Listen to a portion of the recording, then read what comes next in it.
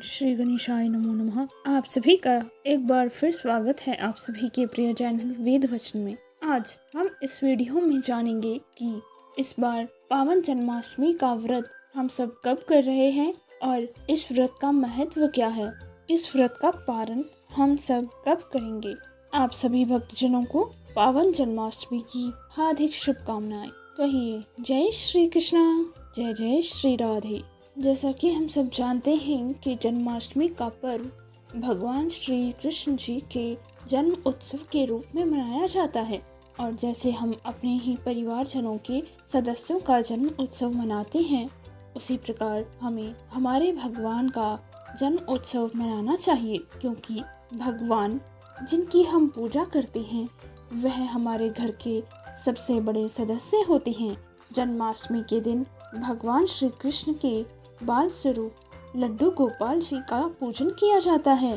द्वापर युग में रोहिणी नक्षत्र में दिन बुधवार के दिन भगवान श्री कृष्ण ने अर्धरात्रि में इस धरा को अपने पावन चरणों से पवित्र किया था और कंस के कारागार में अवतरित होकर भगवान श्री कृष्ण अपने पिता वासुदेव जी के साथ नंद जी के घर में अपनी बाल लीलाएं करने को स्वयं गए थे। भगवान श्री कृष्ण के जन्म होते ही स्वयं कंस के कारागार के सारे ताले टूट गए, सारे बंधन टूट गए और वहां पर अंधकार होने के बाद भी भगवान के चरण पड़ते ही खुशियों का उजाला हो गया था। यहाँ वासुदेव जी भगवान श्री कृष्ण के कहे अनुसार उन्हें नंद बाबा के घर लेकर जाते हैं। रास्ते में माता यमुना उनके दर्शनों के लिए आती हैं और वह अपने उफान के रूप में आती हैं।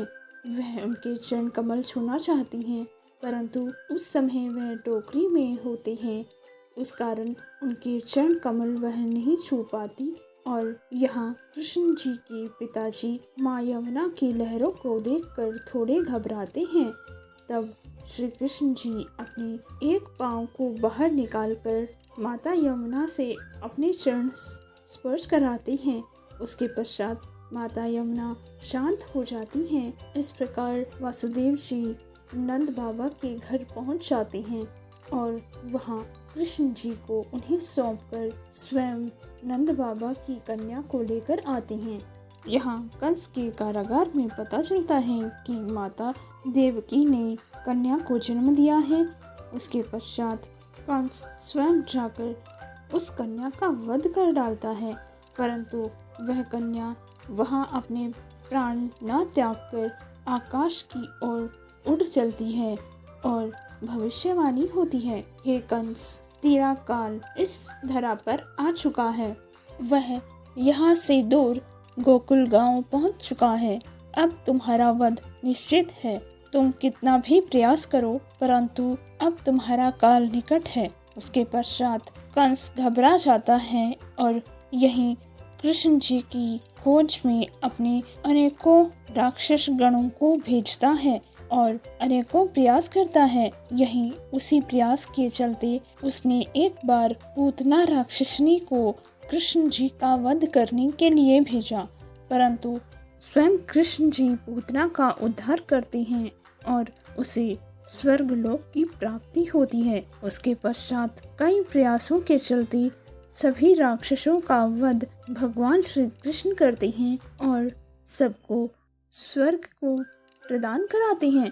भगवान श्री कृष्ण अपने जीवन काल से हमें यह शिक्षा देते हैं कि स्वयं ईश्वर जब भी इस धरा पर आए हैं, उन्होंने भी जीवन के सभी कष्टों को सहते हुए अपने जीवन का निर्वाह किया है। वो चाहती तो स्वयं अपने लिए तो वह उन कष्टों को क्षण भर में दूर कर सुखी जीवन जी सकते थे, परंतु मनुष्य लोक में आने के पश्चात भगवान को यह संदेश देना था कि इस धरा पर जो भी प्राणी मनुष्य रूप में आया है उसे सुख और दुख दोनों ही भोगने पड़ेंगे और उस भोग के अंतराल में उसे अपनी सोच को सदैव सकारात्मक रखते हुए अपने जीवन का निर्वाह करना होता है। उसी से उसका जीवन बनता है। सनातन धर्म सदैव आपको सकारात्मक रहकर अपने कार्य में सफल होने की प्रेरणा देता है और सफल भी बनाता है।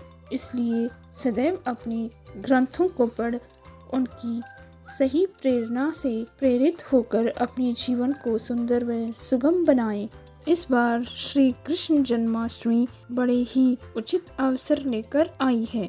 जिस प्रकार हम जानते हैं कि भगवान श्री कृष्ण का जन्म रोहिणी नक्षत्र में हुआ था, उसी शुभ योग के साथ हमें जन्माष्टमी को मनाना चाहिए। 6 सितंबर दिन बुधवार 2023 को 3:33 से अगले दिन गुरुवार 7 सितंबर 4:14 तक अष्टमी रहेगी। इसमें भी रोहिणी नक्षत्र 6 सितंबर दिन बुधवार को सुबह 9:20 से प्रारंभ होकर अगले दिन गुरुवार 7 सितंबर सुबह 10:25 तक रहेगा। परंतु श्री कृष्ण जी का जन्म रोहिणी नक्षत्र में रात्रि को 12 बजे हुआ था। इसीलिए रात्रि के समय में जब रोहिणी नक्षत्र पाया जाता है, उस समय ही भगवान श्री कृष्ण का जन्म उत्सव मनाने की प्रथा अति उत्तम मानी जाती है।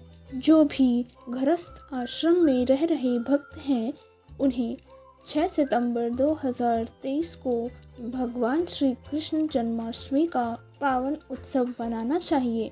जो भक्तजन वैष्णव धर्म का पालन करते हुए वैष्णव मंत्रों का उच्चारण करते हैं, जाप करते हैं, उन्हें अगले दिन 7 सितंबर को श्री कृष्ण जन्माष्टमी का जन्मोत्सव मनाना चाहिए। 6 सितंबर को पूजन करने वाले भक्तजन रात्रि को 11:57 से 12:42 तक रात्रि का श्री कृष्ण पूजन कर लेंगे।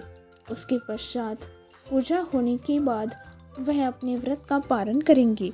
इस प्रकार हम इस बार श्री कृष्ण जन्माष्टमी का पर्व उत्सव मनाएंगे। आप सभी को एक बार फिर मेरे और मेरे परिवारजनों की ओर से श्री कृष्ण जन्माष्टमी की हार्दिक शुभकामनाएं। मैं प्रार्थना करती हूँ कि भगवान श्री कृष्ण आपकी सभी मनोकामनाएं शीघ्र पूर्ण करे। सत्य सनातन धर्म की जय। जय जय श्री राधे।